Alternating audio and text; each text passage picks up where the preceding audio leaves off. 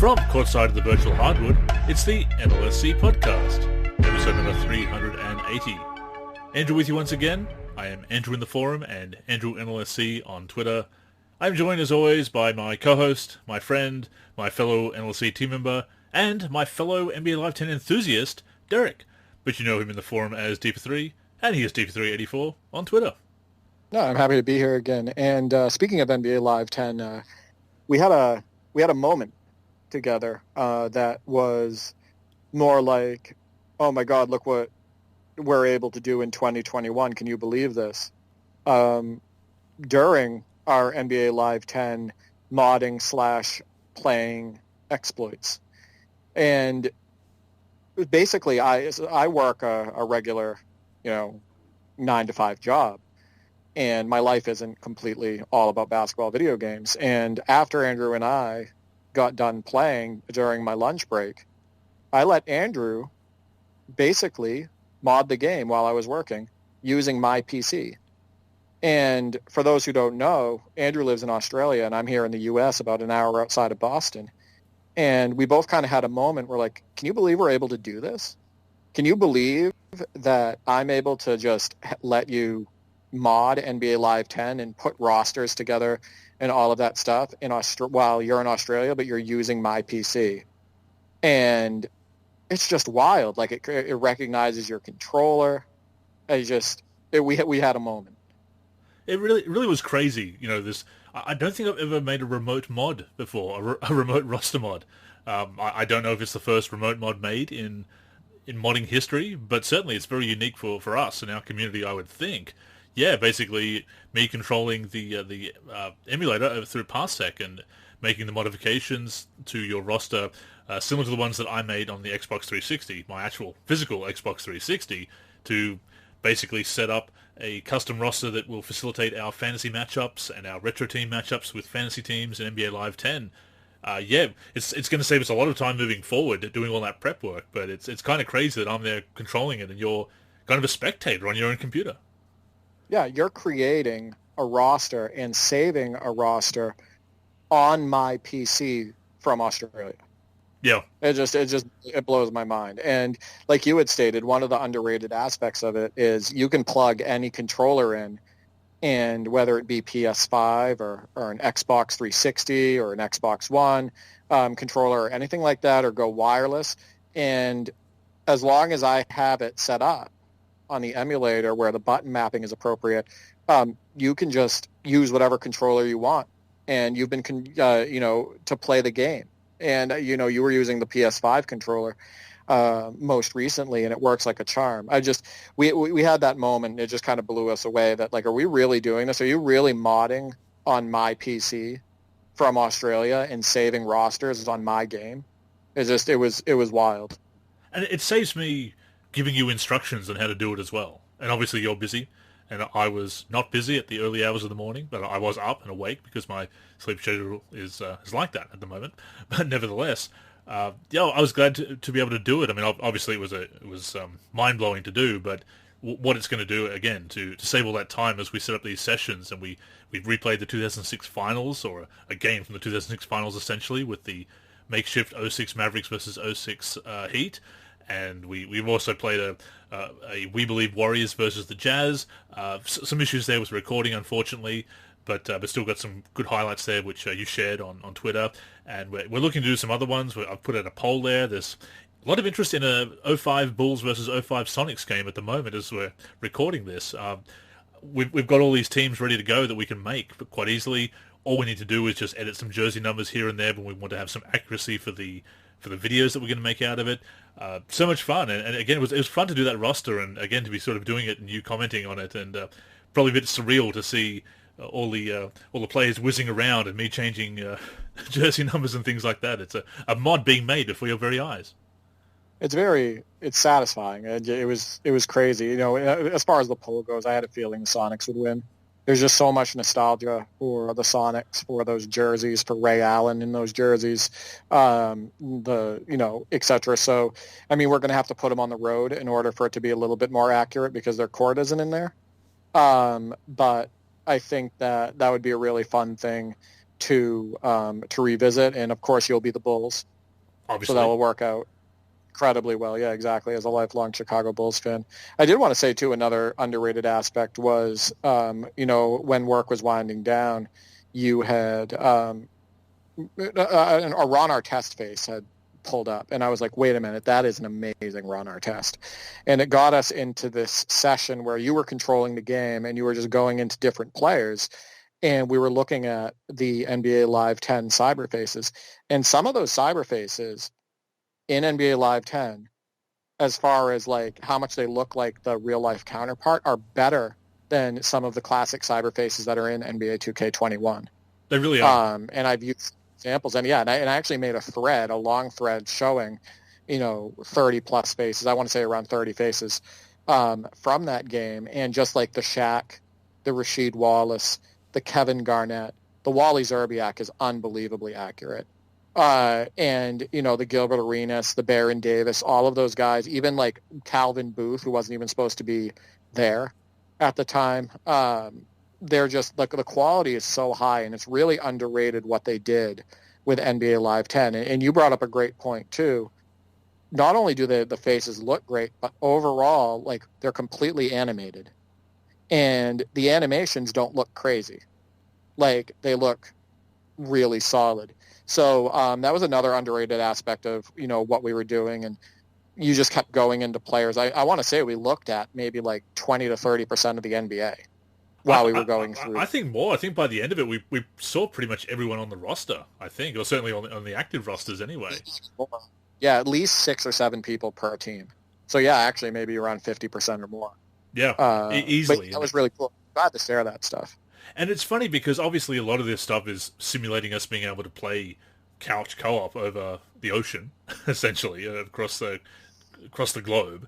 But that kind of thing, that's the kind of thing I would do with my cousins. And you mentioned doing it with your brothers as well, going through and looking at all the faces and seeing who had an accurate face and who had the best face and who had a weird and terrible face in games. It's the kind of thing we both did growing up and still do, I would assume, with our gaming sessions respectively. But it was a shared experience. We're on Skype, obviously, and talking about it at the time and commenting on the faces and just going through it together. And me controlling your computer again.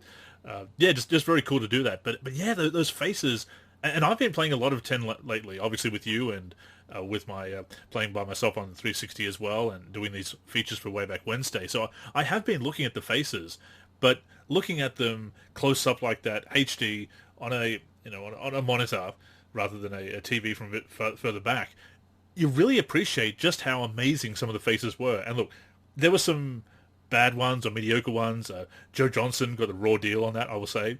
But there were some bench players, as you said, and players like Calvin Booth who were out of the league and just left over in the free agent pool that, we just kept saying over and over again, look at the detail they went into on this guy, and this guy, and this guy's not even playing anymore, but he looks spot on. And maybe that's a face from a game or two ago, and it's just been left over, but still, amazing. That game looks really good for a game released in 2009. Yeah, EA Sports, it seems like somebody at EA Sports had an issue with the Atlanta Hawks starters, because Joe Johnson, Al Horford, and whatnot just look absolutely miserable in that game. They don't look good at all, but then you go to the bench and they're like spot on some of the faces, including Jamal Crawford, who looks really good in that game. NBA Live 10 continues to surprise and impress me, and I think one of the most impressive things about it is the gameplay holds up so well today that I actually enjoy it more than 2K21. That's how much I'm enjoying the gameplay, because we're jumping into this and it's so loose and fun, and the dribbling doesn't look absolutely insane. There's more control over the dribbling. I feel like the moves overall feel a little bit more organic, and there's more feel to the game. I don't know. It's just in the pace of it, and the defense is more sound. There's not as many AI lapses on defense and everything. It's just we've really been able to just like jump in, play it, have a fun game, and then at the end of it, we're just like, this is great. We're not fighting. We're not, there's not this super frustrating stuff of dropping the ball all the time, or like the game working against you and everything.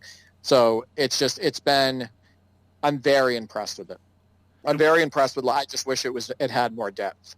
And that it was on PC so we can mod it. That's as we kept saying as well. Wish we could easily get and modify these textures. Imagine Julius Erving, Charles Barkley, and Moses Malone in the 85, 86, 76ers in the game. Yeah, 98 Bulls, yeah. Yeah, how cool would it look to have those teams in NBA Live 10? And Christ, if we could mod it so we could do use two different teams in a season, I would be unbelievably sold, and I'd spend so much time on that game. But yeah, it's been great, and we played an 06 Mavericks versus 06 Heat finals replay, and you were using the Mavericks, and I was using the Heat, and that was just a blast. What a fun game! It came. A lot of good highlights. A lot of good highlights came out of it as well, and I just liked how we both used used both of those teams. It was just a fun game. You can check out that video on youtube.com/NBA Live Series Center, our YouTube channel, of course, which you put to get that together, as of course you do with the top 10 as well. What impressed me was obviously we didn't do a lot of ratings editing. Well, no ratings editing, in fact. We just put the teams together, and some of the players are still rated fairly accurately enough for the time, or they're certainly usable. But there was a certain level of authenticity, even though we didn't really go in and change tendencies or the DNA or the ratings or anything else. It still worked pretty well. We were able to use those teams like they would have been in 06. For a makeshift retro team created through fantasy teams, 10 players aside, some missing players, an old game, and no further edits to really try to enhance the ratings or bring them to absolutely accurate as of 2006, it played pretty well. It felt pretty authentic. It felt like an 06 roster mod. Yeah. That's what it felt like. And if you can achieve that, you win. Minimally, That's the way I look at it. Yeah, and like you said, we did have 10 accurate players for both sides for that matchup. And then, we also had that game that you just mentioned, the 07 We Believe Warriors versus the 07 Jazz. And once again, we had two full teams on both sides, 10 players. And you kind of had some calls work against you in the fourth quarter. Well, not calls really, just it did feel like almost like the game was working against you in the fourth. But that game was so fun, and using that Warriors team is a blast because they have the ISO guys, the Baron Davis and the Monta Ellis and the explosive Jason Richardson, and they have Steven Jackson to spread the floor and Al Harrington to post up or spread the floor and whatnot. And I'm just using this Warriors team, first off, and thinking this team would be a top team in the NBA today, number one, based on all of that talent and what they and how much variety they had in their offensive attack, number one. Number two, I was looking and, you're having a blast with that Jazz team. So I'm like, man, these two teams are very evenly matched. Yeah, you have a lot shooters of inside. On that, yeah, slashing with Darren Williams and whatnot. And we were just playing the game, and I think I said that to you after the first quarter or something. I said, this has been a really good game. And I said and then at halftime I told you these were two pretty evenly matched teams. So that was a really fun game. And a lot of cool highlights came out of it, like big dunks by Jason Richardson, you smoking a couple threes in my face with Kyle Korver. You had a couple big dunks with Boozer. And I was going one-on-one with Monta Ellis and Baron Davis with you and just doing a lot of fun stuff. The dribbling is so underrated in that game. I really enjoy ball handling. It feels good. NBA Live. It feels good. I still have a little bit of input lag. We've done as much as we can. We're still tweaking a little bit, and there may be a few other things we can try. We now know that when things get really rough, it's on me to restart my computer while you leave the session going. Basically, that seems to be a fix there, so that was good that we figured that out. Last resort, maybe should have been the first thing we tried, but nevertheless, we got there in the end, managed to finish the game. That was the 2006 finals game.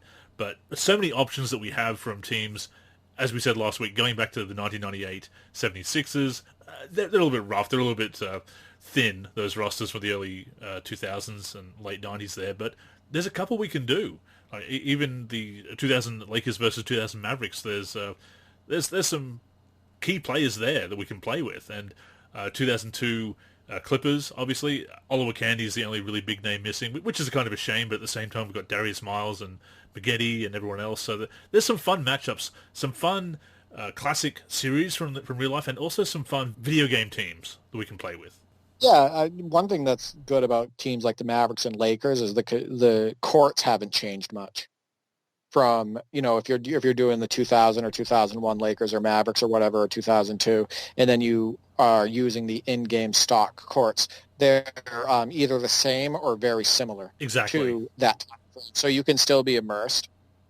Same with the jerseys, right? The Lakers and Mavericks jerseys are virtually the same. So you don't have to worry too much about losing authenticity. And then if there's those classic, if their jerseys aren't right, oftentimes a classic jersey that's in there, example, Supersonics, will be fitting. So yeah, we just have a lot of options, but it's been really fun to revisit it. And obviously we're going to start trying to play other things. And we had a suggestion, which we'll get into later, about NBA Action 95.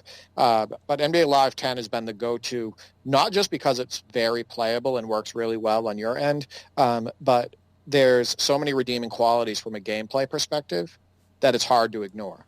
Like, you don't feel like it's a chore or like you're forced playing NBA Live 10. Not at all. It's been great. It's been a retro kick. Look how long this retro kick has lasted for the two of us.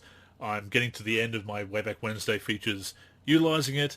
I have a couple more in the pipeline that will be coming out. They're already written, they're already edited and scheduled. They'll be coming through. Looking forward to sharing that, including I've actually put listings of all the retro teams that I have created and shared that with people so they will be able to do this themselves. Stay tuned for that in a couple of weeks. I'd love to see other people do it. And it's great to get some feedback on those videos that people really seem to be enjoying them on YouTube and on social media when we've been sharing them. I think people like seeing other people do this kind of stuff with video games. And of course it's nostalgia for the NBA of that time as well, and NBA Live 10 being a well-received release in its day. But I think a lot of people have an appreciation for it. Shout out to Cystic Jedi, Trent, for we seem to have inspired him to do some retro gaming from around that time. Really, really cool. Really cool that we've been able to share this with each other and with the basketball gaming community. You know what? It doesn't get 1,000, 2,000, 5,000, 10,000 views and whatnot on YouTube or on Twitter or anything like that. Not going viral, no. It's not going to go viral or anything. It's a game that's over 10 years old now. Even though the quality of the gameplay I find is very high, and the quality of the video is obviously high, as it's at 1080p, 60 FPS, better recording than you could get it on a console or anything like that. But you know what? It's kind of a tribute to basketball gaming.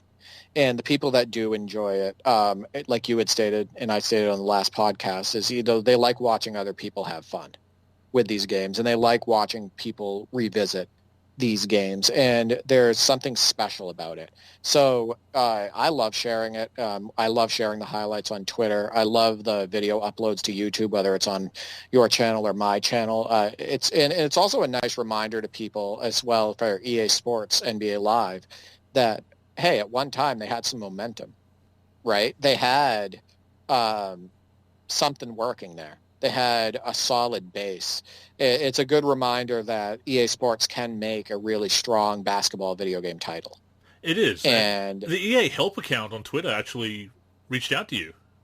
Yeah, somebody named Dan on the EA Help account said to make sure to tag EA Help in the NBA Live gameplay posts that I make. So I've just made it a habit of just continuing to tag them. I will say this, though. I did and you saw this, I revisited NBA Street Volume 2 and played a few games. And I know you're a huge NBA Jam guy, and there's a ton of nostalgia. And I grew up with NBA Jam. But as far as, like, a game I enjoy, as far as, in my opinion, the best, like, street/arcade hoops game of all time, I got to say Street Volume 2 is the game I enjoy the most. I think it's a tremendous game. There's so many, like, and you saw in the video that I posted of Jordan highlights, there's just so many different moves that you can do. There's so many different things you can trigger, whether it's throwing off the glass to yourself or to a teammate. There's so much fun on both ends of the floor. It's fun to block shots. It's fun to get steals. The mechanics are just so good, and they represented the retro players.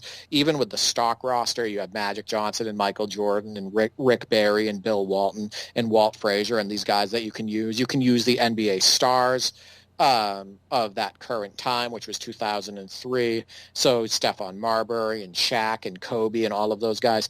And it's just such a well-made game. It's I picked it up and played it, and I hadn't played it in a while, and I was absolutely having a blast. I couldn't even put it down. It's just what an underrated game.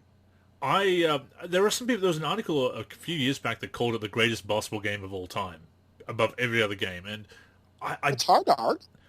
I would only argue because there have been some very strong games in the sim genre, like a 2K11, for example. I mean, it's one of those things where it's very hard to mix those together. Although I think that's a very interesting debate to have when you mix arcade and sim together and how you rank them. But because there's such personal preference when it comes to sim and arcade, sometimes it's hard to have them together in a ranking. But I mean, it's a worthy candidate. Don't get me wrong. In fact, I mean, if nothing else, it is, I would say, the best game in the Street series. The first Street game is good. It's quite solid, but it's lacking the depth of Street Volume 2. V3 lost Michael Jordan, which was kind of a shame. I didn't like V3 as much. And I'm a bigger fan of Home Court than you are, and maybe that's partly because I saw it before anybody else did at a community event. It was a sneak peek that we saw at the NBA Live 07 community event, as I've said before, so I may have some nostalgia for it for that. I do enjoy the game. I played it a lot back in the day, but I do think Volume 2 is the winner of the series. I agree that you kind of have to separate it. That's why I said arcade/street. Yeah. When I was talking about maybe the best ever, or most enjoyable ever, because I think sim and arcade probably need to be separated because they're going for two different things. I mean, they're both going for fun, but they're also both going for two different things. So Different I would audiences, agree that. yeah. Right, exactly. But anyway, that I revisited that game, and I'm throwing double alley-oops and doing all of these different moves, and it just felt like an endless, like you can't wait to see the next move that you can pull off. And it is kind of sad, and I almost put this in the tweet, but I left it out last minute. It is kind of sad that that game was made in 2003, and it's 2021, and we just don't have anything like that. The best arcade experience that we've had in basketball gaming since 2003 was NBA Jam on Fire Edition, and now that's over a decade old. So, you would think, again, everybody talks about how newer is always better, and we're always doing new things, and things are getting better than ever, and all of that stuff. But we have the least options we've ever had. So I'm going to call that a decline. I'm not going to call that positive evolution. It's just really too bad that we haven't had good arcade games being made. And of course they made playgrounds. But we've talked about some of the issues, pace-wise, shot meter, all of that stuff, like some strange things that they did with that design. And while I enjoy playgrounds, it's not an all-time great. Like I can't compare on a fun level. I can't compare playgrounds to NBA Street Volume 2. Oh no, because I don't no think argument, it's as no, not at all. And right. you're right. On Fire Edition is the best we've had since then. It is actually my favorite Jam game right up to tournament, right ahead of a tournament edition, I should say. TE was for a long time my favorite game. Hang Time I love as well. It is in the Jam lineage. Of course, by that point, Acclaim had got the NBA Jam name, slapped it on NBA Jam Extreme. That is an extremely mediocre game, quite frankly. A lot of the Acclaim Jam games. And of course, we've talked about 99 and 2000, Jam 99 and 2000 on a previous show, and what we think of those. And I do want to get to them in more detail in a Way Back Wednesday at some point, but suffice to say they were quite disappointing releases, to say the very least. But on Fire Edition, I have been playing that recently, actually, and mostly because when I switched over to my new 360, or my replacement 360, I should say, I encountered that horrible bug that deletes all your progress in the on the 360 version. So I've been playing through Road Trip again and unlocking all the challenges, and just being reminded of how Road Trip was such a dynamic mode, and how it really stood out from previous classic campaigns and the original tournament ladder, where you've actually got less repetitive challenges. You've got changing it up with the different modifiers like mini-men and ones and twos. Threes count for 4, and everything else counts for 3 except for dunks count for 1. Dunks and alley-oops count for 1. There's also the what do they call it? Full court press mode, which is just 1 quarter. You've just got the 1 quarter to win. So there's all these modifiers, kind of like the boss battles in Jam 2010, which itself is an underrated game because unfortunately it was tainted by the whole NBA Elite 11 debacle. But On Fire Edition was such a worthy successor to that game. It has the real AI, so I'm already starting to see how it's learning from learning from me again and being able to counter my strategies. I actually beat the jam bots. I felt very proud of that. I finally beat the jam bots. I have to get into the mindset and set aside time to dive further into NBA Jam on Fire Edition because, as I told you, I downloaded it on the Xbox Series X because it was still there and available. So I have it. I just have to get around to actually diving in because you played that game a lot more than I have. Mm. It was fun getting, on NBA Jam 2010, which is the same gameplay really. We did jump on and play a game and a few games, and that was kind of fun, even though you had a little bit of lag. That's a great game those still, yeah. Yeah, well, the problem is that those games are really tough for me to enjoy by myself.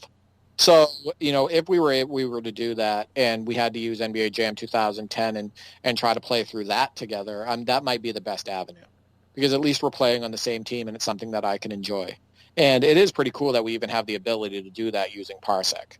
So that's probably the route that I would go instead. For 2010, that's definitely the way to go. On Fire Edition, because of the real AI, again borrowed from Fight Night, the fact that it can learn from your strategies, it's as close as you can get with playing against a CPU to playing against another human user. It is that good, I would say.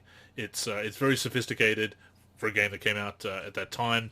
It's very effective the way it learns. The jam bots are a tremendous. That is the unlockable challenge after you've completed all the other challenges in a division. You unlock the jam bots, and the jam bots use the strategies that have been recorded that you've been using. So suddenly, all those cheesy things that you've been doing to the CPU, it comes right back to you. And man, it is challenging. It is.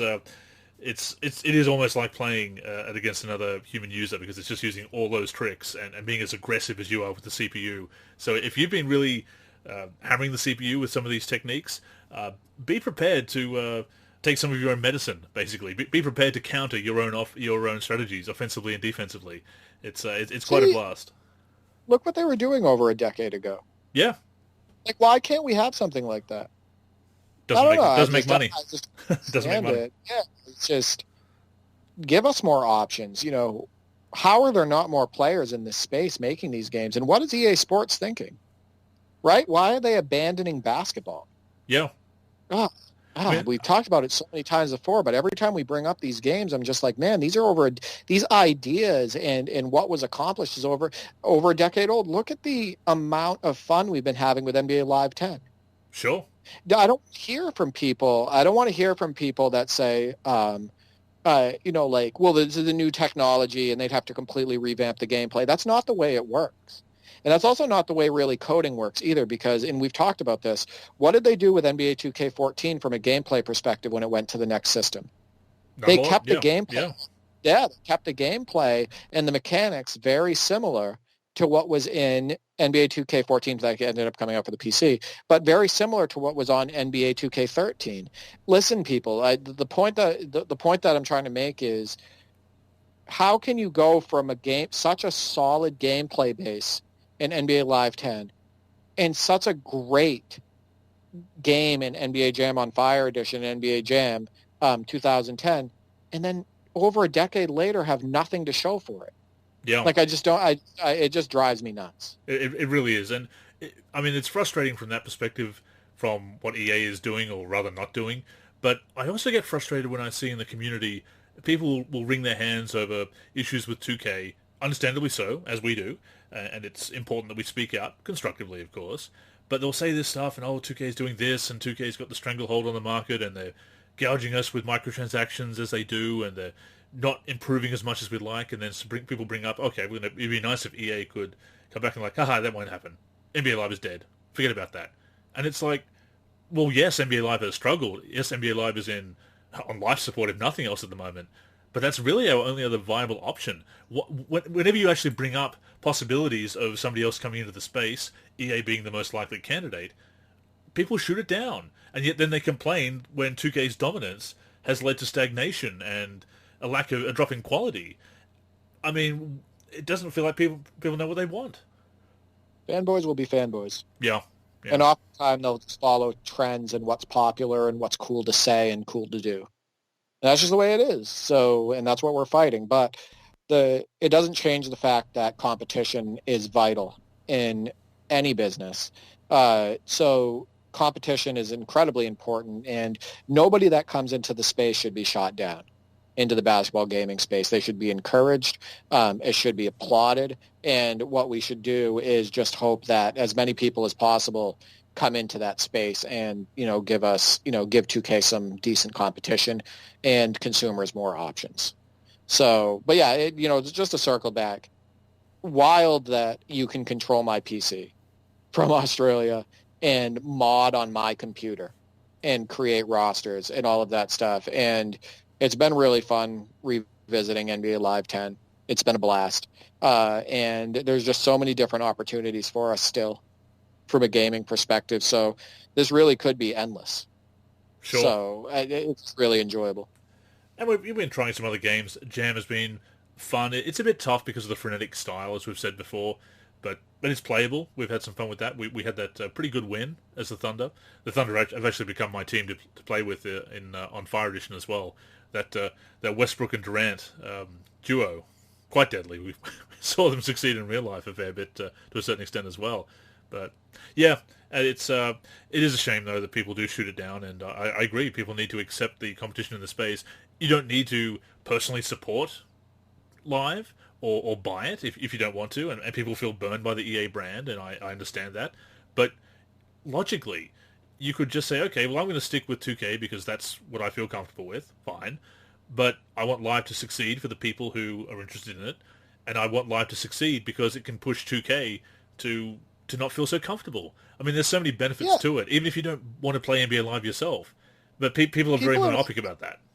Right. People are not looking at the big picture here. Big picture, if Live had been so successful with the right stick dribbling, would we have seen right stick dribbling in NBA 2K13?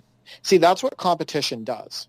Exactly. Right? So, NBA 2K can see something that people like about NBA Live, certain aspects of NBA Live, or any other competitor in the space, and they can say, hey, wait a minute, we'd like to add this to our game, or even put like a new spin on it, but add that type of feature.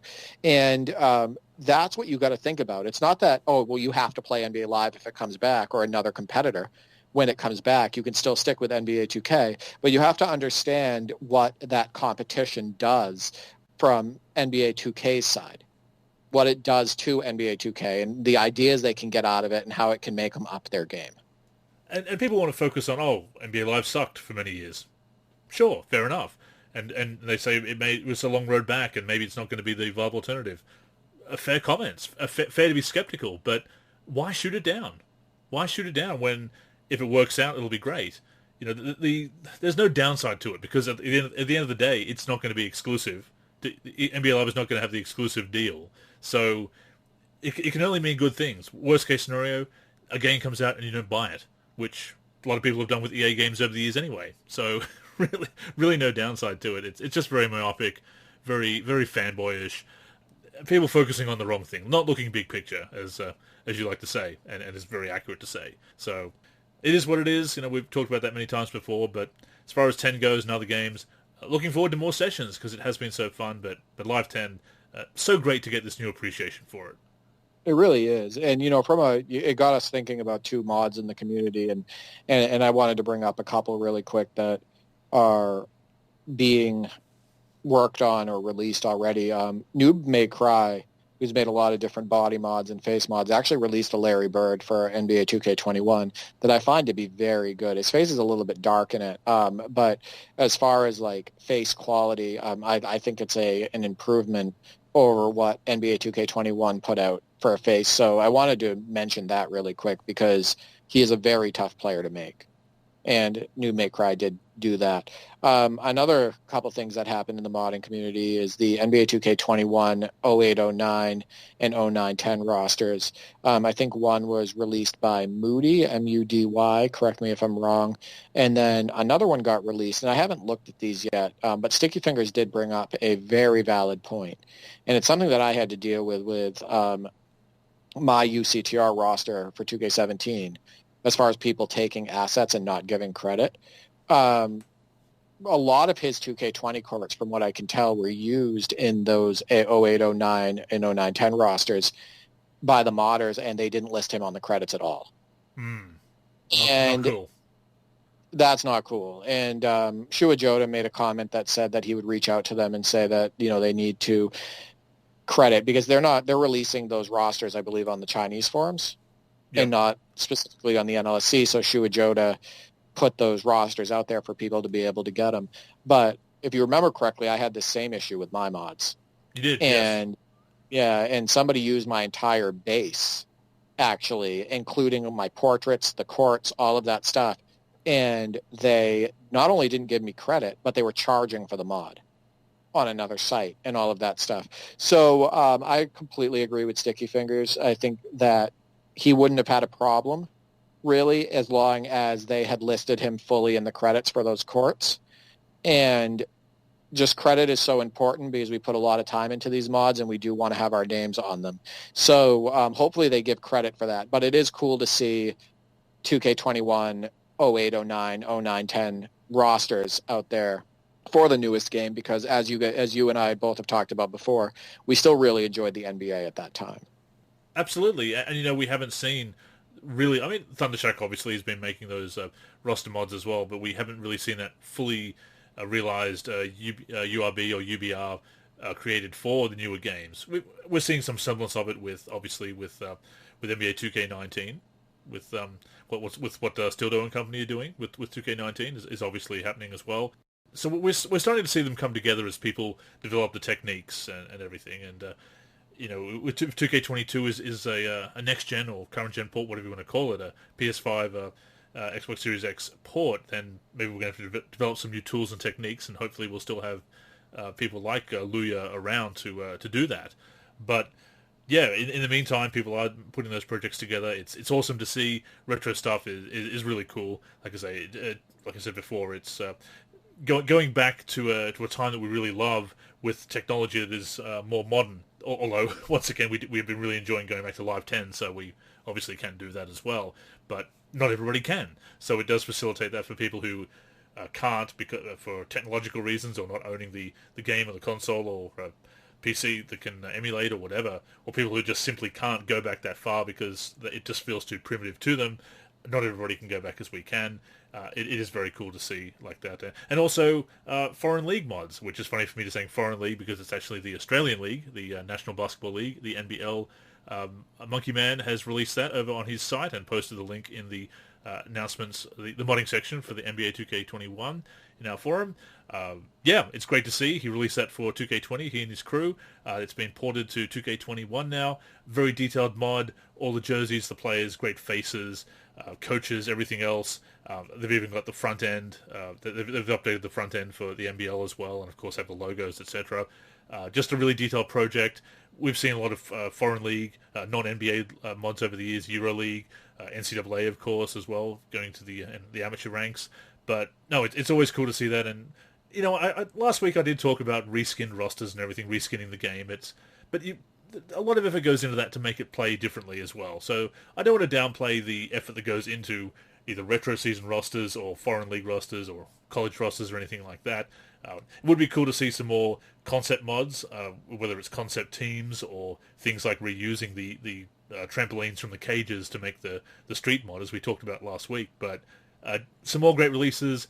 Larry Bird, as you say, has had a very rough face in some of the games in recent years, so that's really cool to see that mod as well. So I think 2K18. I think 2K18 might be the worst face I've ever seen. Absolutely the worst. It doesn't even resemble. I can't even believe they released that. That's a plumber. Into the game. That's just some random plumber. Get by production. I just don't understand that. How did that even get put into production? It's worse by far than the cyberface that's for Larry Bird in NBA Starting 5 2005. The weird thing is it's a different face from one in 2K17 as well. So it's been replaced with a worse face. 2K17. Yeah, 2K16 and 2K17 he's passable. In 2K18 it's a nightmare. I don't know what they were thinking with that.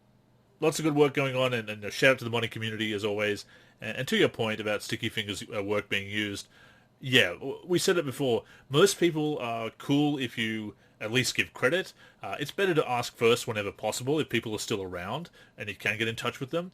But as long as you give credit, most people are okay with it. because they can see what you're creating as well. So yeah, Yeah, he's always been great with me as far as like I've asked him for courts for 2K17 and 2K16, and he'll either make them or if he has them on hand, he says, here they are, and I put him in the credits, and that's it. You it's know the what I least mean? you He's can always do. been great about Yeah, it. It's the least you can do, right? Exactly, because these people are spending their own personal time on making these mods. So yeah, hopefully they give him credit and hopefully they list him because otherwise that's just crap, to yeah, be completely honest with you. yeah. Absolutely. No, it's as you say, people put a lot of time into making these. It does take skill to make a good art update and remodel player faces and everything like that. So, and even taking taking rosters and players that takes time to create players and edit ratings and everything like that.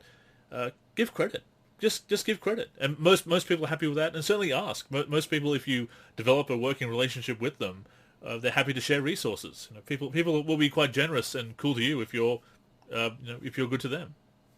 No, 100%. And speaking of modding, and speaking of, is NBA Live coming back? If it comes back, will it be on next gen? How about the Madden 22 news?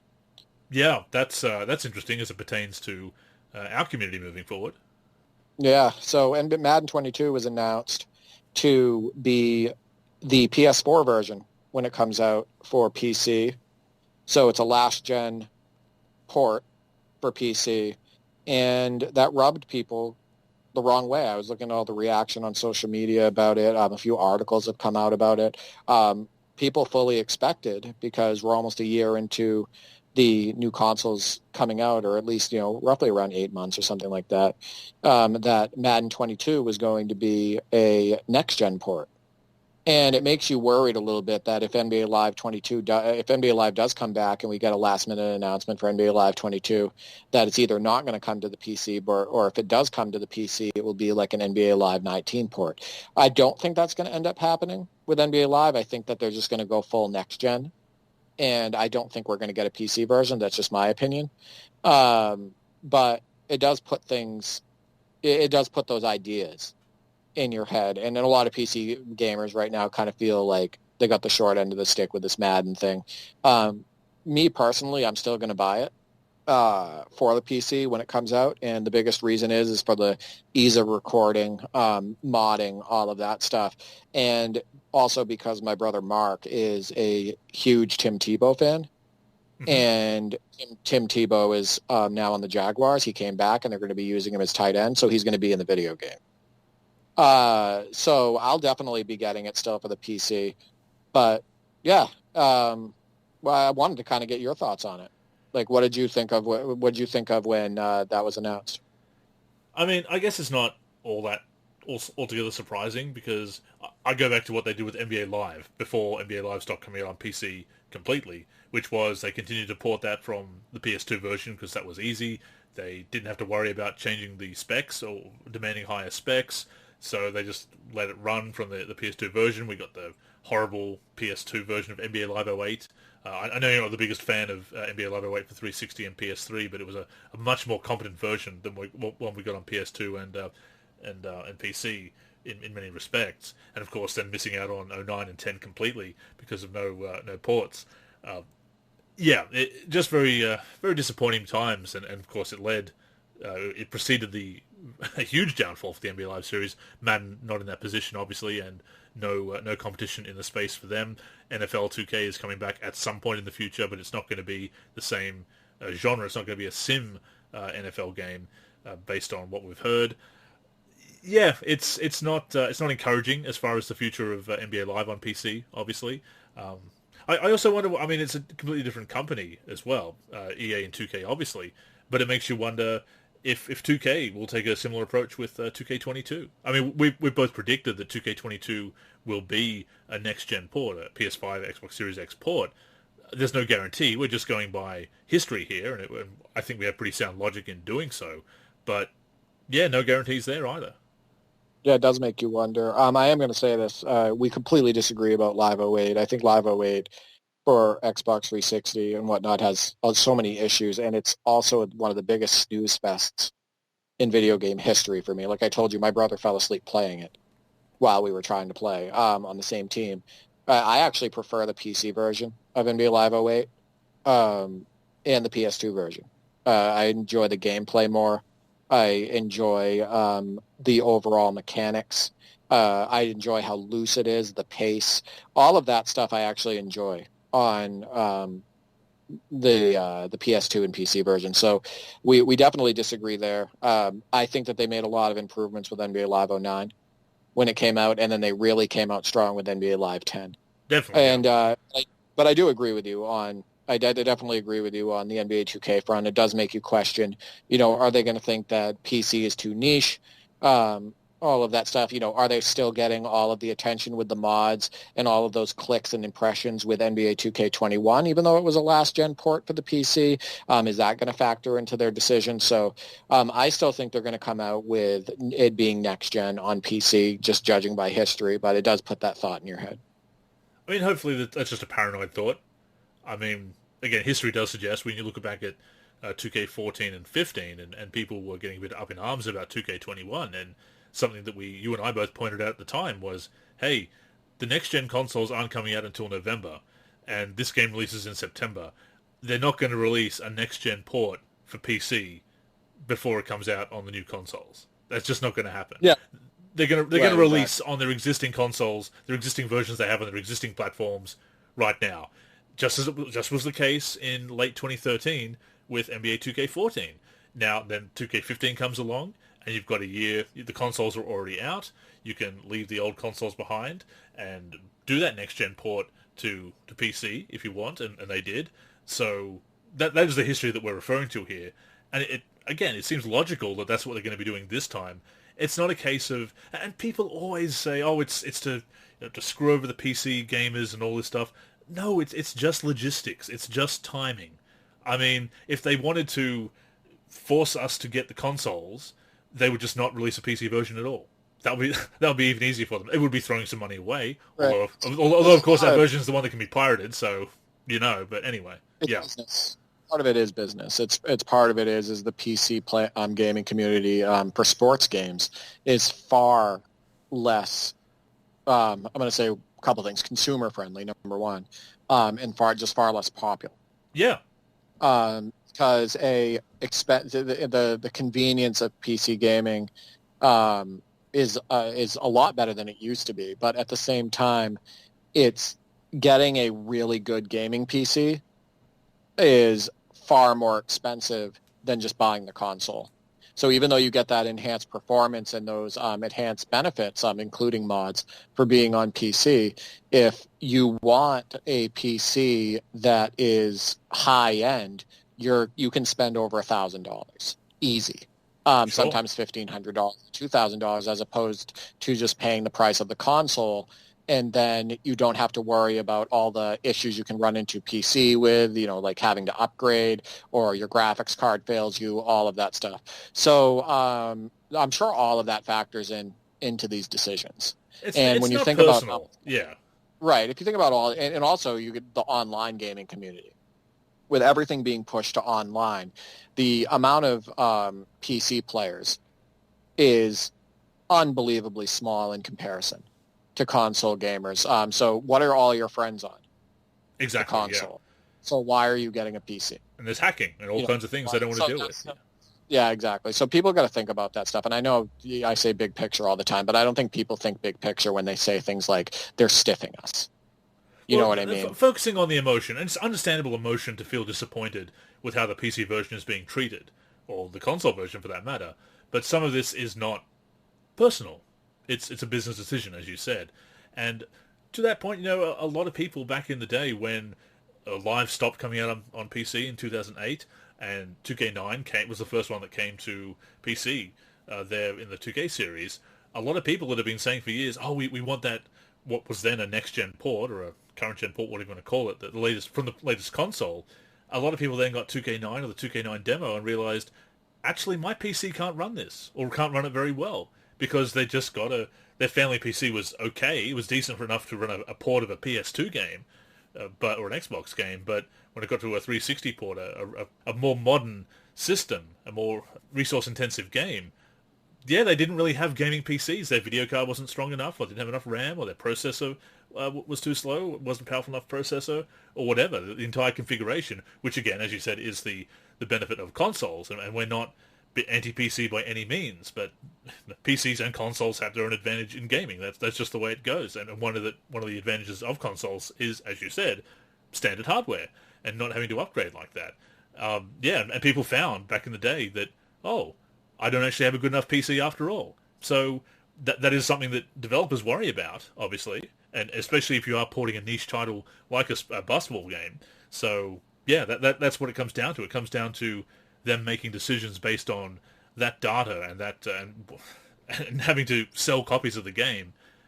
Piracy is always thrown out there. I mean, it's probably a concern, but I think the bigger concern is, will people buy it? Do they have good enough computers? Is there enough people actually interested in getting this game?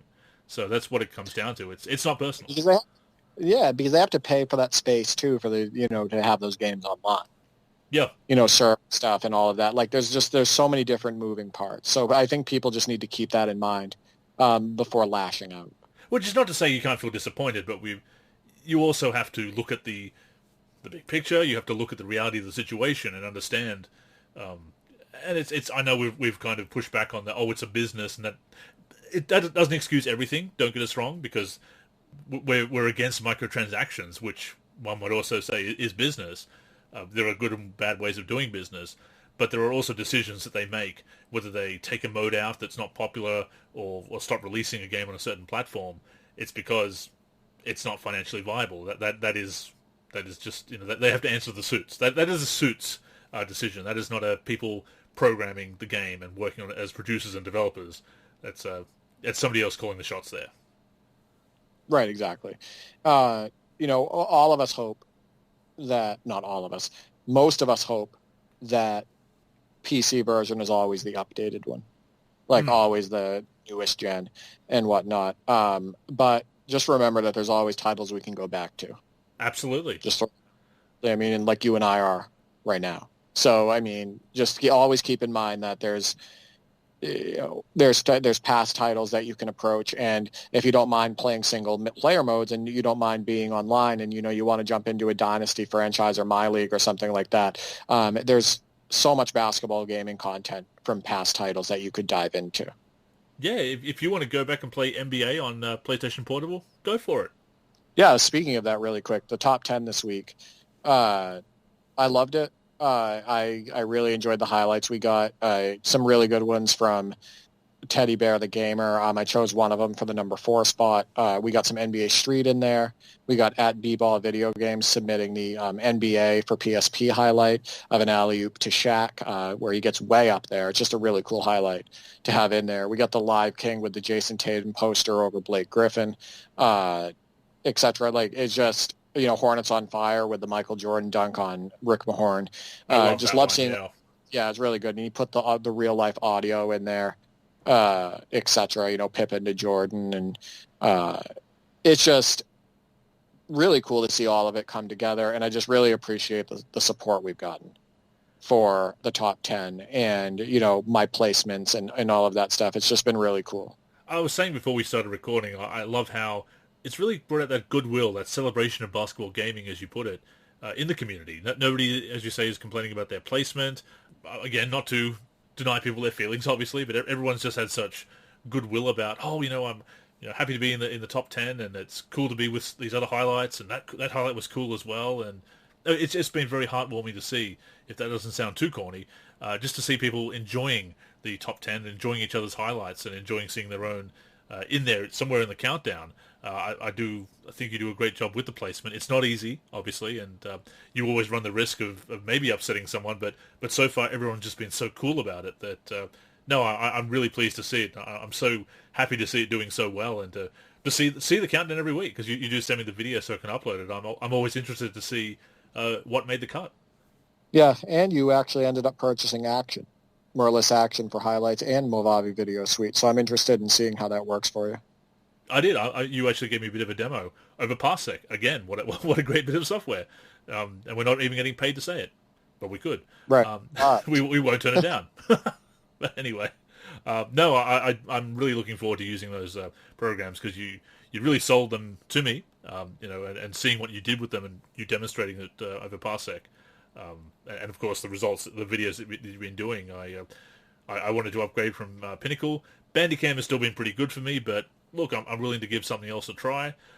You very generously shouted me, Mavavi, basically, which I appreciate. I have to justify your investment now. I've got to make some cool videos. Yeah, see, I think it's definitely worth it because, we're kind of a team doing this, and Definitely. when we're not playing together, because I'm the host and I'm recording using Action and doing the highlights and putting everything together. But when you're playing against the computer and you're revisiting NBA Jam on Fire Edition, or you're, revisiting some of your old titles, the ease of use of Action and just the high quality of just using that time shift feature and getting those highlights up there and then making quick videos and everything, it's something that you'll be able to do on your own. And I think that it will be really good content for the community to see. The more video content, the better. And I think that, it may inspire you to, I don't know, play different games more. I mean, Bandicam's great, but without that time shift, it's like, oh, if I forgot to record, oh, I missed that. Yeah, I don't think there's anything that beats it. I mean, I record highlights of our games throughout the game, and it works so well, and the quality is just so high.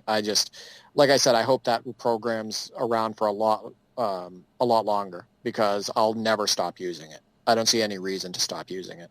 Not at all. Not at all. And once again, this segment is not sponsored, but it could be. Yeah, by both Marillis Action and by Movavi and by the History Channel if they like our content. We'll take your money just like 2K will. But snark aside... There's no gambling mechanics on this show, though. That's true. That's true. You know what you're getting, which is a lot of talk about old games and the occasional snark. Right. And Joe Alexander. One final bit of news perhaps we can touch on before we move on to the mailbag. It hasn't been officially announced or confirmed, but there was a leaked image that seems to be suggesting that Luka Doncic is the cover player for 2K22. Heavily rumored, as we've talked about before, so we don't need to get into it too much, but there is an image floating out there. I don't know how legitimate it is. No official word from 2K at the moment. No acknowledgement of the rumors or confirmation, announcement, whatever. But yeah, it is floating around there. So if you've seen it, the rumor seems to be picking up steam. It would seem that we may be batting 1,000 this year in 2021 on the NLSC podcast with our predictions. Just throwing that out. Better than Stephen A. Smith's predictions. I mean, yeah, well, yeah, low bar, but yeah, that's very low bar. That's like saying Ryan Hollins at this point.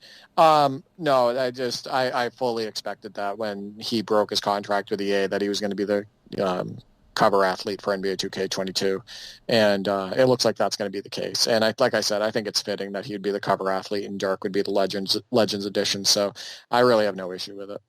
No, I mean, good choice. The Mavericks are out of the playoffs, but he is a star. He does have the highest scoring average in the playoffs history. They slightly ahead of Michael Jordan, only over 12 games, but people wouldn't point that out. Just saying. Yeah, I don't even want to talk about it, all the context around that and the reason that's happening. But yeah, we'll save that one in court. Actually, we can we will say that for holding court, but that is what it is. But yeah, nevertheless, he is a fine player, a rising star in the league. You do want to have that popular, marketable player on your cover, live or 2K. 2K has done a great job of that, obviously, with their brand deals over the years. Makes sense. And Dirk is due a Legend Edition. No, he's absolutely due. Like I said, arguably the greatest European player of all time. Amazing 2011 championship run. Just so many great performances in his career. He definitely earned it. Does it kind of blow your mind that was 10 years ago? They'd recently put 10 years ago today, Dirk Nowitzki won his first title. It doesn't actually blow my mind anymore because the game is so different today that it feels like that play style and what was going on back then was decades ago. Like, I got to be honest with you, it just blows my mind how much the game has changed in just a decade to a game that I can't stand anymore. So, yeah, it's funny. I was talking to Kenny earlier today, and I mentioned that I saw that Dwight Howard played about 9 minutes off the bench in Game 6 of the 76ers Hawks series, and I said to him, it's kind of funny. It's like looking ahead in his NBA Live 10 Dynasty, the next level back in the day, and seeing an older Dwight Howard coming off the bench and being a role player. And then I realized technically we are living in the future of an NBA Live 10 dynasty right now. It's this is 10 years in the future, or 12 years in fact, in the future of an NBA Live 10 dynasty when it starts. So yeah, we're now living in that era. How many seasons could you get into on NBA Live 10? 25. Like how many? 25. That's not bad. Yeah, it was introduced in Live 2000 franchise mode, of course, as it originally was called, and you could play the 25 years there too. And I remember simulating through all the years. My cousin and I, one holidays, were just simulating through there to the end, and we're like, oh, 2021, 2022, that seems so far away, and here we are. Kind of mind, yeah. Wow, but yeah, it does. It seems decades ago, because I was still really enjoying the NBA at the time. Mm. And we've just gone so far away from that play style. So, yeah, not surprising to me. It actually feels even older than 10 years. So that is all the news and our week in basketball gaming and our week in modding and everything else. Hope you enjoyed the recap and the discussion this week. But now it is time for your segment. That is the listener mailbag. And as always, Derek, we love the mailbag. Yep, good stuff. And we got a couple good questions in there and an idea for us to jump on Parsec and revisit an old title. So we love those suggestions, and it definitely gives us motivation. Indeed, and to that end, maybe we can start with that question. Comes from BB8 Tech Dad at BB8_Tech on Twitter. Shout out to you. Was wondering if we could revisit or remember what he feels is a very underrated classic, that being NBA Action 95. That is the one that we were just alluding to there. So we will be talking a bit more about an old game here, but that is one that is kind of overlooked because obviously NBA Live was the big brand at the time. Also, I suppose NBA Give and Go from Konami as well. Some games around that era, but yeah, that was one, and that was a Sega exclusive, I believe. Yeah, so I've spent more time with that game, I believe, than you have. Yes, I think we talked about that before because I referenced the all-decade teams, and you said, "Oh, I got to check that out." That's that one in NBA Action 94 as well. I believe had all-decade teams because I remember using Rick Barry and whatnot. So that's a really nice touch. The fact that they have those in there, and I'd like us to actually use those teams when we play against each other because I think it was really cool that they had that at the time. While the graphics aren't comparable to a game like NBA Give and Go, and the play style is night and day different compared to like EA Sports, NBA Live 95, NBA Live 96 and whatnot, the pace is still fun and there's still enjoyable aspects of the game. So I definitely... and it also has the whole like NBA 2K camera view with like the flipping court and all of that stuff. So very interesting that that's in that game, well before NBA 2K was even a thing. So I think it will be fun to revisit it. And from what I remember, the gameplay, I actually shared gameplay from NBA Action 95 at one point on Twitter. I shared a gameplay video. I think it will be nice to revisit, and I think that hopefully it will work well over Parsec. I'm keen to give it a look because I say I haven't spent much time with it. Might have played it on an emulator at some point. I didn't grow up with a Sega, as I've said before. I was a Nintendo fanboy in the 90s. Now, I sometimes confuse this one with David Robinson's Supreme Court, which is also a Sega exclusive. On the cover of both, right? Yeah, exactly. Does this one have the isometric view as well? I know that's David Robinson's Supreme Court had kind of that isometric view, but has this also got that, or just the 2K cam? From memory, it's 2K cam on NBA Action 95. David Robinson had the isometric view, which actually worked pretty well. I think that game isn't that bad, the David Robinson Supreme Court game. A lot of games used it. I mean, NBA Full Court Press basically used that on PC. Right. Yeah. Sometimes you go back and play those games and you wish they had other camera options, to be honest with you. But at the same time, it kind of adds to the nostalgia because you know what you're going to get every time you jump into the game. It's like, this is the camera view that represents this game. True. Yeah. But yeah, like I said, I think it's really cool to revisit some of those mid-90s games. So I'll definitely jump in on it. From memory, David Robinson being on the cover of NBA Action 95 and being the face of the game is what kept him out of the PC version of NBA Live 95 and replaced by a roster player on the West All-Stars and in the starting lineup of the San Antonio Spurs, Moses Malone. Right, and that was definitely the downside of Moses' career, which we talked about recently. We actually talked about that on the last podcast because we had him on the bad centers team that my brother and I put together on NBA Live 96. Definitely the downside of Moses' career. And it is a shame when licensing stuff like that happens because obviously NBA Live 95 was, and the NBA Live series at that time were the most popular games. It was, but then of course they had Shaq exclusively for a couple of years, 96 and 97. So Full Court Press doesn't have him. Total NBA, which was NBA Shootout in the US, didn't have him. Yeah, every other game didn't have him, but Live for a couple of years there, and then came back in all the 98 games, and Barkley actually joined him.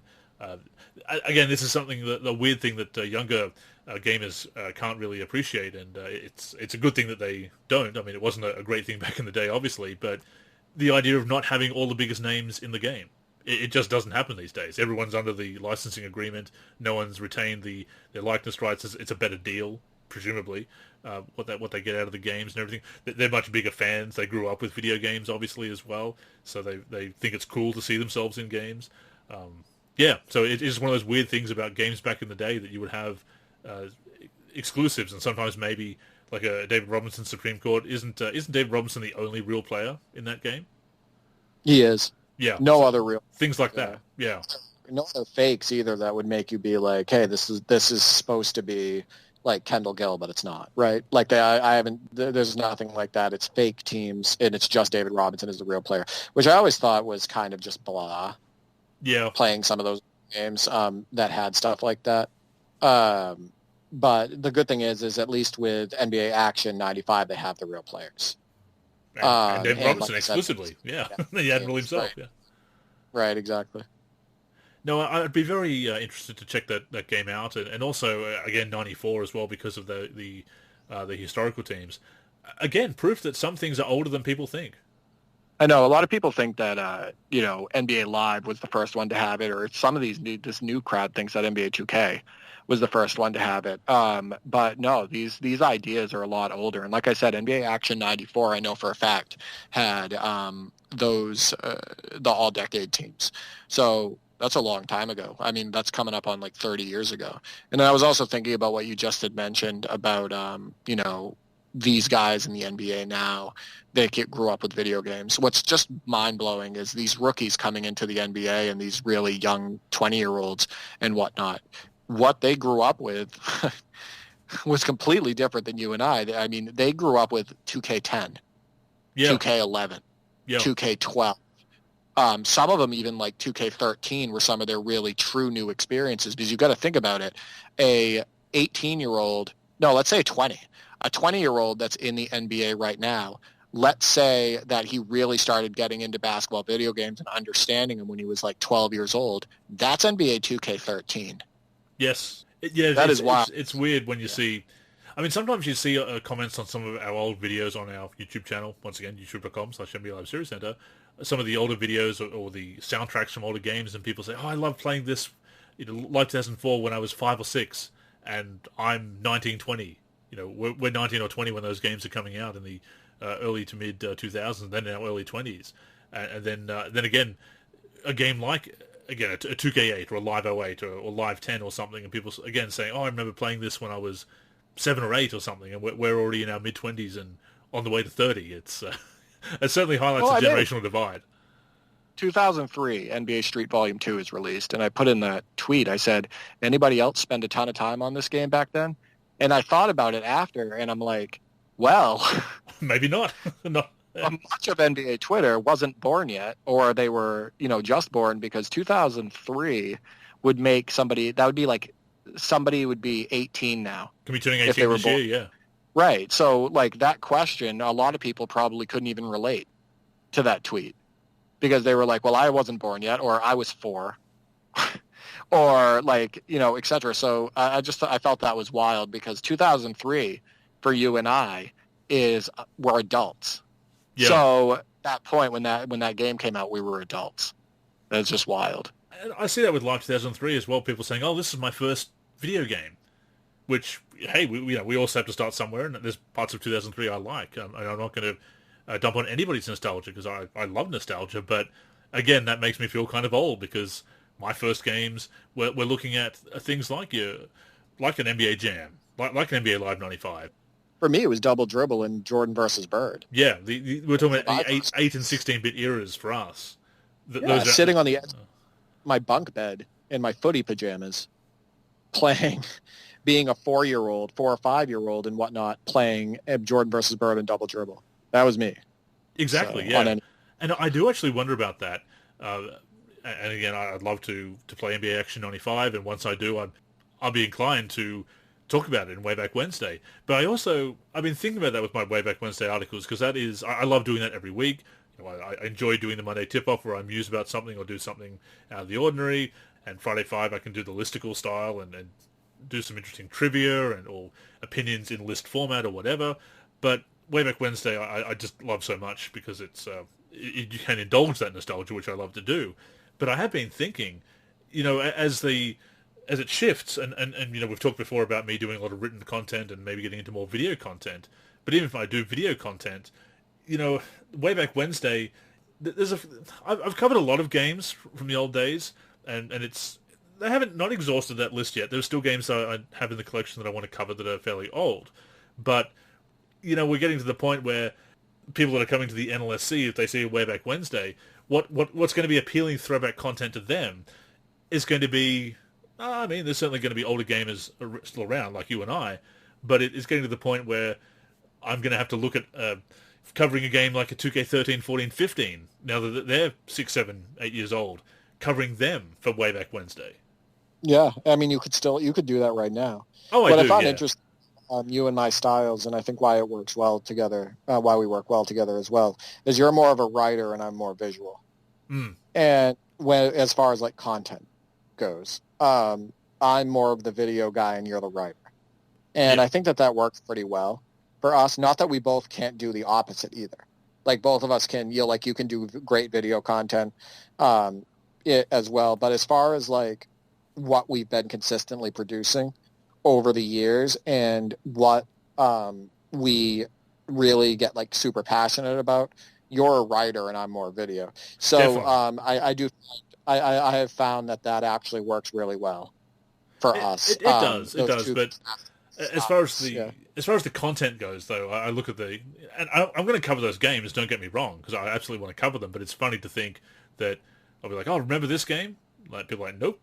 But hopefully it's interesting to people to look at history, which and we've talked about this before, and we've talked about it on Holding Court, that maybe the reverence for history isn't always there with some people in the basketball gaming and the basketball community these days. But I hope people do enjoy that throwback content either way. And of course I will be covering more recent games and I covered 2K17, the college DLC, kind of a couple of years after 2K17 came out. Once it's in the past, I guess it's way back to a certain extent. But people post things from last year and call it Way Back Wednesday or Throwback Thursday. So, it's there's a lot of flexibility there. That anything over a few years old is definitely, I think, qualifies as way back. But I have been thinking about that recently. That it's kind of like when I started the Way Back Wednesday, you're still covering games like a Double Dribble or the older NBA Live games or something from that. But yeah, now that nostalgia is kind of in that turn of the last decade, your late 2000s, early 2010s. So I might be focusing a little bit more on that as well, or mixing that in as well.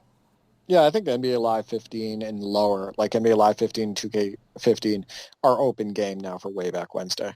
I really do. 5+ years. And like you said, I think that's going to get more clicks on your content, and people are going to be really enjoying that and looking at it a little bit more, just because, as we stated, a lot of these kids now coming up and these young adults, those were the games for them, and what they spent the most time with. And I think that a lot of those people would want to look back on it. But that being said, we'll continue to look back at the old games as well, including NBA Action 95. So thank you for the question, BB-8 Tech Dad. No, absolutely. We'll revisit it hopefully this week, and we'll try to get some gameplay out there too. So our second and final question this week comes from the B-Ball Pundit, at B-Ball Pundit on Twitter. Shout out to you as always. Asks a pertinent question here. Is there a single gaming community that outmatches 2K when it comes to toxicity? I don't think so. Good question. We've talked about toxicity in the community before, in all manner of aspects of the community, from online play to the discourse as it goes. I would as far as communities go, I would say that the internet wrestling community is definitely up there in toxicity, especially now with the WWE versus AEW wars. As far as gaming, I'm not that involved in too many other communities, so I don't have first-hand knowledge. I'm looking at some of the toxicity in the basketball gaming community and surrounding 2K in particular being the only game that's coming out every year, obviously. It certainly is very high at times, so it wouldn't surprise me if it is one of the more toxic communities based on a history of tribalism between Live and 2K, the online scene, the elitism that 2K pushes. Yeah, I mean, you might be part of some other communities that have more of an insight into that. I do know that the Fallout 76 community has its ups and downs, but from what I've heard and what I've experienced of playing that game, it's a lot friendlier than people were thinking it might be with griefers and whatnot. It hasn't really been the case. It does happen, but people have been a bit more pleasant than perhaps was anticipated or feared when Fallout 76 was first announced. Yes, so I mean, it's a problem with every community. Probably every community says, "Oh, this community is the most toxic," but there is a lot of toxicity in the basketball gaming community and 2K, especially with the online scene. And yeah, it is disheartening to see.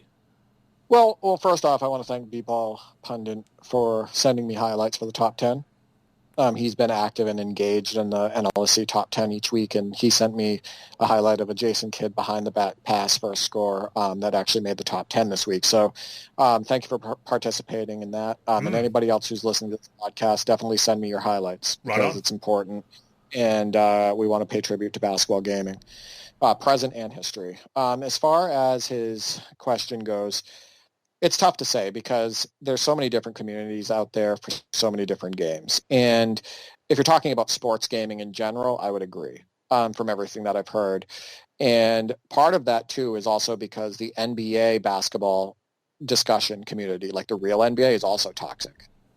Yes. As we've talked about so many different times on Holding Court, and I've highlighted so many times on Twitter, and that's perpetuated by the media and the ridiculous debate shows, the league direction, the play style, the fanboyism, all of that stuff. So the real toxicity and real NBA discussion, it kind of similar to what we're getting with NBA 2K, and the fact that people are kind of sick of the same gameplay mechanics every year and the legacy issues, and the way the online scene is and the gambling mechanics and all of that stuff. So, I mean, in sports gaming, I would say that's probably the case. But you got to realize that for other games, there's a lot of other games out there for like MMORPGs and whatnot where people are incredibly toxic and they are cheating constantly on the game, and there's people constantly getting banned for cheating and people taking shortcuts and all of that stuff. So it's really tough to say. The griefers, interrupting people's fun, yeah. Yeah, I mean, there's tons of MMORPGs out there where just people are complete jerks when you get on there. And they're always trying to destroy your stuff if there's an avenue to do that, whether it's like building and those games that allow you to have build, like where you can build different structures and all of that stuff. And if there's any competitive nature to it, they treat you like absolute dirt, etc. So it's hard for me to say that it's the most toxic in gaming, period. But I would say that it's probably easily the most toxic in sports gaming.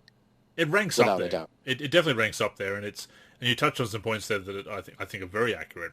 That it's that combination of a very potentially caustic combination of fan bases, that being sports fans and gamers, people who can be very, we can be a contentious lot, and I refer to us as both sports gamers, sports fans and gamers, and to that end, sports gamers. There, we can be a contentious bunch. There is a lot of tribalism, obviously, in sports. We have our favorite teams, our favorite players, fanboys and haters, and everything else. Same with the games, more tribalism. And as you also brought up, the frustration with 2K does bubble over, and we end up lashing out at each other as well, I think, because of that. And there's a lot of responsibility that we can take as, whether it's us personally or, the collective we, the collective us, that we can take here and, be better, as the case may be. But you look at 2K, and they are also doing things that really promote elitism. whether it's the cosmetic items, having to have the right fit, as we've talked about before, a lack of matchmaking so that you can have people sneering at each other saying get good, all these things that really foster this toxic, elitist atmosphere, really kind of the gatekeeping, the literal gatekeeping now that occurs in the city, that you have to prove your mettle online to actually get into the main hub world of my career is just ridiculous. And micro connected modes. I had a whole article about that. Ain't No Love in the Heart of the City, which is blatantly ripping off the song, which was featured on the 2K17 soundtrack. Yeah, it's all those factors. It's on us. It's always on the community to a certain extent, but you cultivate the audience that you get. And 2K has been making strides. You look at what some of the things they've been doing with the 2K League and promoting that, and so it's turned the home version of the 2K League Pro-Am and the Rec. It's encouraged elitism there because people, we want to make the league, so we want to be league gamers hitting up the Rec and hitting up that 2K Pro-Am and just really poisoning the style, muddying the waters, and just making that a toxic place to play. That's on 2K as well. Two things. There is one thing that all of us fans of basketball, whether it be virtual or real life, doesn't matter which team you're a fan of, player or whatnot, there's one thing that every single fan can agree on. You know what that is? What's that? Ben Simmons sucks at free throws. Oh, he does. It's historically so. Historically so. Everybody can agree on that. Every single person. So that's the great unifying factor. Ben Simmons free throws. Absolutely. But we did talk about that style and play style, and I actually made a tweet about it on the on my Twitter about the NBA 2K League, and I showed you those highlights that they were promoting. Yeah. What a mess. What an absolute mess. That barely resembles basketball. Oof. The wild 100-mile-an-hour dribbling, the constant pull-ups from a foot inside half court, fading away or just standing in, completely wide-open lanes to the hoop, just canned animations. Wow. Just wow to how, and we talk about, the play styles that are promoted, and you talked about how it's cultivated and all of that stuff. You just look no further than the NBA 2K League. Look how ridiculous the play style is. That's just a good example. It affects the home game. Indeed, infects the home game. And goes back to an article I wrote when the 2K League was launching. And I shared this article with you recently and then realized that you'd commented on it, so you'd already seen it a few years ago when I posted it. But I said at the time, the 2K League has no tangible benefit for the home user. I mean, if you enjoy watching it, which I don't, but if people do, look, I watch pro wrestling, so I'm not going to fault anyone for their guilty pleasures and the weird things they watch. But that being said, if you don't enjoy watching it, as I think a lot of people don't, to be quite honest, if you look at their numbers and whatnot, then you're not really getting anything out of it. It hasn't resulted in better servers. It hasn't resulted in better balanced archetypes for my career in the connected modes. Hasn't resulted in proper matchmaking or a proper home league system. So there's been no tangible benefit. And that's the thing why I think they're actually having problems selling the 2K League to people, apart from the style of play, which I don't want to downplay because that is a big issue, I think. I absolutely agree with you there. But if you're the average gamer, as we are, content creator or just, or someone in the community that's simply playing the games and wanting to enjoy them, which we do too, obviously, but we look at that and say, well, this isn't benefiting us in any way. This is, as I said in the article, a way for 2K to flex their muscles as a brand and put Ronnie 2K out there and work with some content creators, sure, but everyone else is not getting a damn thing out of it. You could enjoy watching Ben Simmons shoot free throws, and that'd be a lot weirder than you liking pro. Just want to throw that out there. No, and I said this before. I said I think that the way the league would be the most interesting is if they actually used NBA teams and NBA players, because at the end of the day, the NBA is still what brings in that basketball popularity, right? Yeah. That's what people are interested in. That's what the young crowd is interested in. That's who they're trying to play like when they're going out there. Whether they're practicing by themselves or they're playing in a team setting or anything like that. If you're James Harden, you're not playing in a team setting or trying to play team ball, but you know what? That's just the way it is. But, the problem is, and you brought this up offline when we were talking about this, is if they used NBA players and NBA teams, what would end up happening? They don't promote the whole build up your player stuff, right? The individual player use, all of that stuff. They don't build an interest and market the online play, which is where they're trying to get everybody to go, right? That individual play, build up your player online play. So it would be counterproductive, even though the product would be more interesting and people would view it more. So it's very interesting the way that works. But yeah, I mean, how many gamers you think are trying to, I want to be the next 2K League pro guy? That's just not based on the people I've encountered in the rec. And that's the Australasian server, so it's very unlikely that any of us would actually, no matter how good we are, that would actually get to do that. Certainly the current situation, when the world opens up again, who knows? But I think they're understandably going to favour people in North America, US or Canada. But yeah, a lot of people seem to have those aspirations, maybe misguidedly so in the way they play. But then again, maybe not. And yeah, it definitely affects that home experience, and it does again foster that toxicity in the gaming, because people think, oh yeah, I'm going to be the next, as you say, the next NBA 2K League gamer, and no. Yeah, exactly. But yeah, no, good questions this week. I like the different range. We got a retro question and we got a current question. So absolutely, that's good stuff. And look, moving forward, I hope they do make some changes. I hope they do bring in matchmaking. I've been a big proponent of that. I've mentioned it in so many articles, so many podcasts. If you're going to have a competitive scene at home, not just your professional gaming league, your esports league, you need to have proper ranking, matchmaking, and not have this gatekeeping, this catering to elitism. You need to be welcomed in newcomers and allow them to rank up so that they get to elite status. Yeah, you just can't approach it the way they have, and it's why the 2K scene, the online scene in 2K, lags laughably behind so many other games. Rocket League, I will say, from my experiences playing Rocket League, it's been a few years, but that was a very pleasant community for the most part. Of course, you get some trolling, you get some toxicity, but you had a lot more sportsmanship. I can tell you that much, and it was a lot friendlier, at least playing on PC anyway, than anything I've had in 2K, and more enjoyable. Yeah, well, you know me, I stay away from the online scene. The only online gaming I want to do right now is you and me. Yeah, which is way more fun. So it is, yeah. It's couch co-op in the 21st century. Yeah, from Australia to New Hampshire, USA. Yeah. Connecting the world, as the case may be. Just as we try to do. Yeah. Still can't believe you were creating rosters on NBA Live 10 while on my game. Yeah. I still can't even get. I mean, sometime what we can just set up the whole live stream, right? Where I created 2006 roster in Live 10 on your computer. Anything's possible, as Kevin Garnett would say at this point.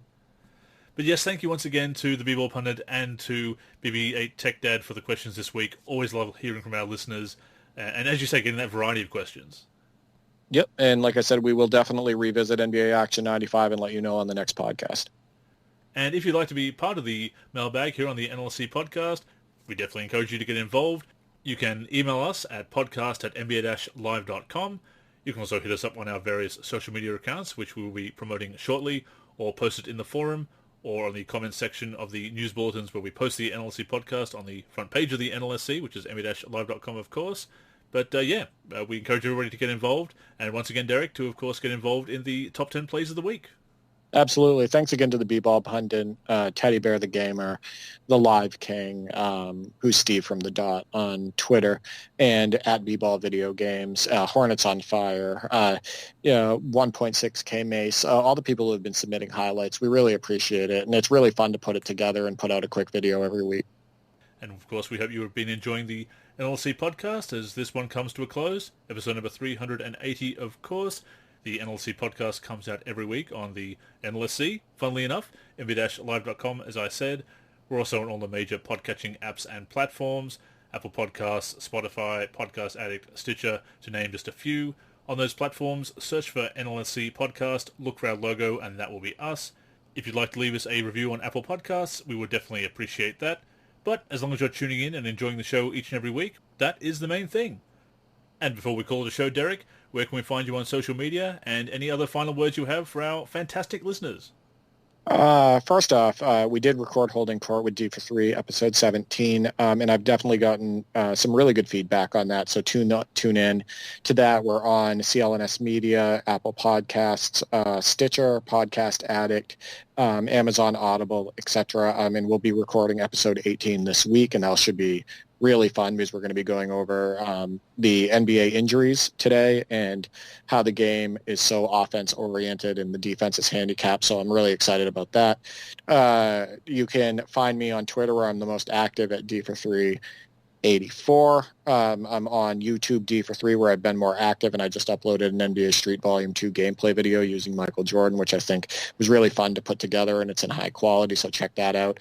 I am on the NLSC D for 3, and I'm also on Instagram as well, D for 3 84. And my new Twitter, one of my new Twitter handles, just like as a second handle for just basketball gaming, is D for 3G.